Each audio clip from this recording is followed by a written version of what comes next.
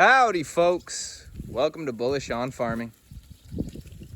Today is May 11th and you might be asking why the sheep are on my driveway. Shouldn't they be in their paddock? Well, if you've seen this video or this channel before, you know that I mow laneways with my cows, and I have a 2-wire setup that the sheep have been trained to pretty much since, sometime in March. And so it hasn't been that long in the grand scheme of things, but trained enough to try something like this. Now, would it be a bit risky to do? Yeah, but there's a risk in everything you take in life, and we like to have fun. Instead of mowing up my driveway here, you can see Winter, our dog. And actually, I haven't posted a video of our sheep in quite some time. So Winter's gonna be looking a lot bigger. She's 9 months old, and she is right trained with the sheep. You know, they say that until they're over 2 years old, that they're really still immature and can regress. But, you know, she's been so good. We've had the shock collar on her at about month 4, 5, and 6. And we just stayed on top of her. Any type of horseplay with the sheep, with the lambs especially, we just give her a shock, and soon enough she learned boundaries. Now she wouldn't even dare of it, and you know, every once in a while I see her running with the sheep, but she doesn't really lift her paw or go to bite heels or anything like that, but still conscious and mindful of it. Anyways, let's talk about sheep grazing my driveway. You know, the pasture is flushing out. Sheep are going to be turned out to that pasture soon, might be this weekend. And, well, right here, what do we have? 10 ewes and then 5 ewe lambs that will be breeding back in the fall. And the rest would be ram lambs. And we're growing sheep for meat. We're not really looking to sell at the sales barn. So let's take a look at what we're looking at. So that black lamb there was born in April. The 2 small black lambs were born in April, and they're looking good. You know, I'm newer to sheep, but I'm happy with how these sheep are filling out. We have a mix of Dorper and Katahdin in here, and some of the ewes had twins. The Dorpers mostly had singles. And these ewes will be no older than 3 years. Same, well, on the Dorper side. Actually, that's not true. That Dorper there, I think she's closer to 3 or 4. And then we got 1 or 2 Katahdins that are at that age. The rest are between 2 and 3. And so young, healthy mums.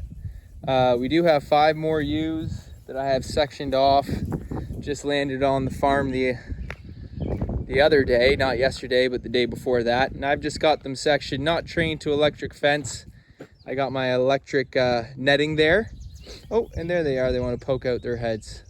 I'll show more of them in future videos, but those are Katahdins.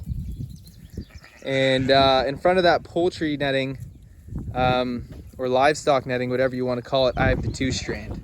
So if they try to go through the 2-strand, they run into the poultry netting and they'd have to turn back. This girl is due to lamb any time now. She is bursting and her bag is right full. And as you can see, she is just going at it. I mean, tons of lush stuff here. I wouldn't really even be able to get in there with my mower. It kind of dives down in some areas. So I'm just gonna let the sheep have at it. To be honest, with how many sheep we have here, what is it, just under 20, including the lambs?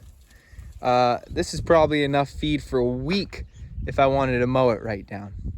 Oh, and I got a 2-strand just going across right where the cedar rail fence ends, right across to the page wire. But yeah, I thought it was kind of fun. This is the first time that I've mowed a lane with my flock, and I like to do similar stuff with the cattle too. And we like to have fun around here. You know, when you're using electric fence, you don't really want to be too dicey with it.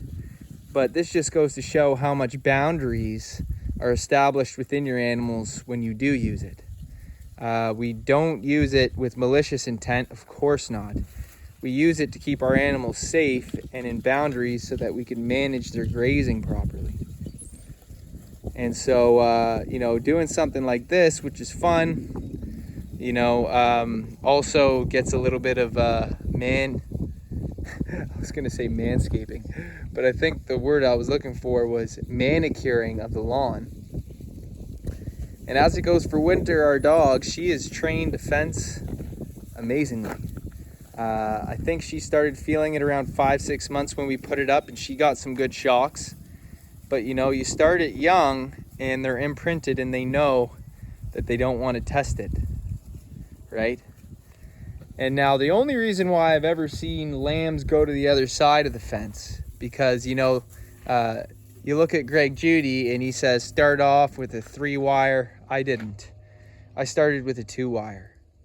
And I started with that first wire right down, lower than this, so that the sheep couldn't scoop their heads under. And then I started to lift that wire up, and obviously that second wire there was a little bit lower too. And some of them hopped over, but you just find that healthy balance. And then the only sheep that would actually go through that wire would be lambs, who could slither right through the pocket between the first and second wire. And that's only when grass starts to become scarce. They obviously wouldn't go far. They'd stay close to their mums. And so I'm not too worried if a lamb were to get on the other side there, because it's not going to be going to Timbuktu. It's going to stay close to mama, where it's getting its milk.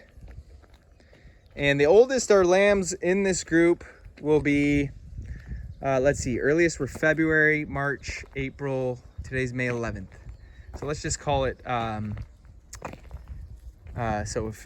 February, let's just say February 11th was the first. That goes March, April, May. You're looking at 3-month-old lambs, the oldest in here. And I know typically people wean their lambs at 3 months, but our plan is just to let our ewes wean our lambs for us. And I'm newer to sheep, so I'm not gonna say, you know, I'm an expert. But just with our cattle, we're looking to let our cattle wean their calves. We are a pasture-raised operation here, looking to be a no-input operation, meaning not giving them extra supplementation that they wouldn't be getting in the wild, because we have enough grass and pasture that's well rested every single time our animals step onto it. And so all the nutrition that they're getting is nature's bounty. And you know, there could be, here they come.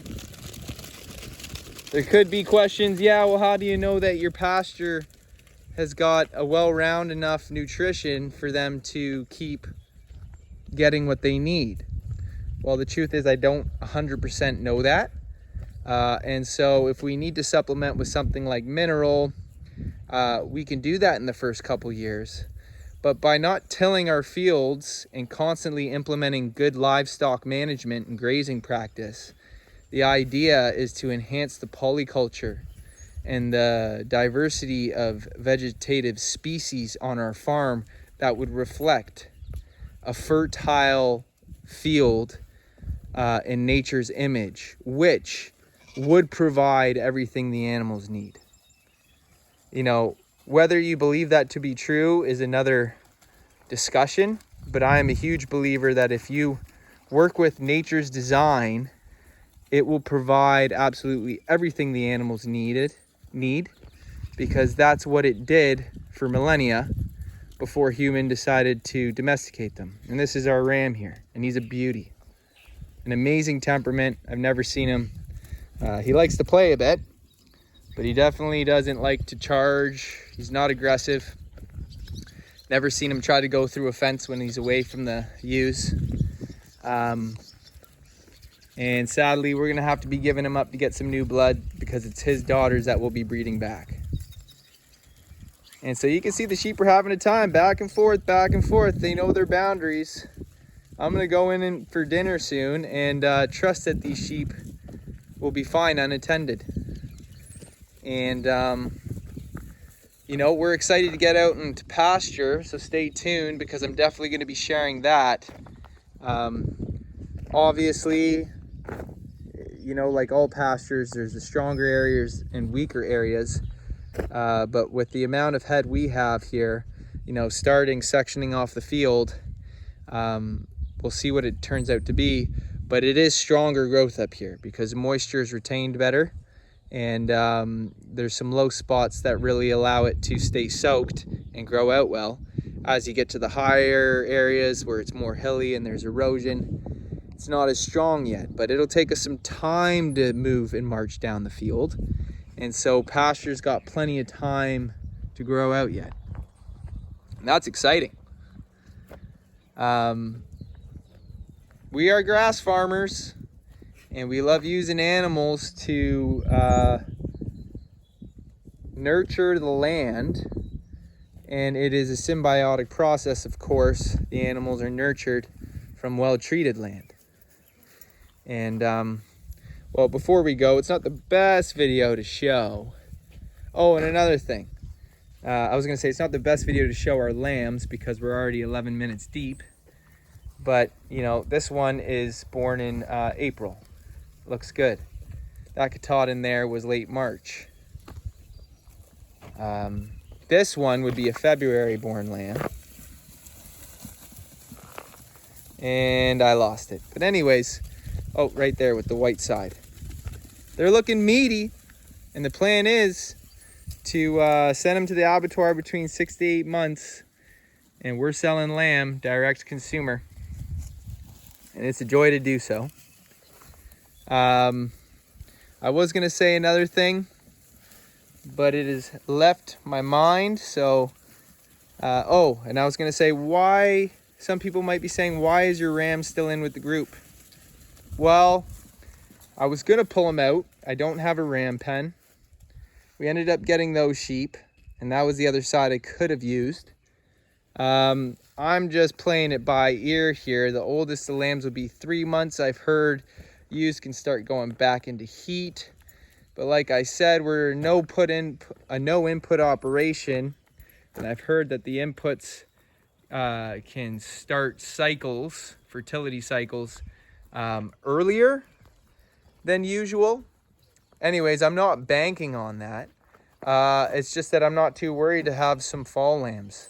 If the ewes choose to go in heat, from my understanding, they may not even choose to go in heat. I say choose, but I mean they may not cycle into heat because of nature having to do with, you know, the sun cycles and the days getting longer and stuff. They usually like to go into heat in the fall. But with these hair breeds, you know, hair sheep, I've heard that you could breed them 3 times in 2 years. And so if we get some fall lambs, so be it. But he's going to be off the farm soon. And so, you know, we won't have to worry about it too much. Still a small flock, so the consequences won't be that big. And, you know, I know guys who do keep their ram in year round. Just another thing that would be reflecting nature's cycle, as there would be no one to separate rams from the ewes out in nature.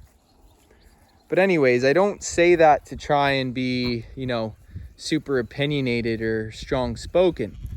I just do believe that there is definitely something magical and amazing and already figured out by nature's design. And I am more than happy to facilitate that and see how that can benefit our farm and bring, you know, strength to our livestock operations. So anyways, folks, I think I'll cap this one off. Thanks for sticking around and thanks for stopping by. God bless y'all. We'll see you on the next one.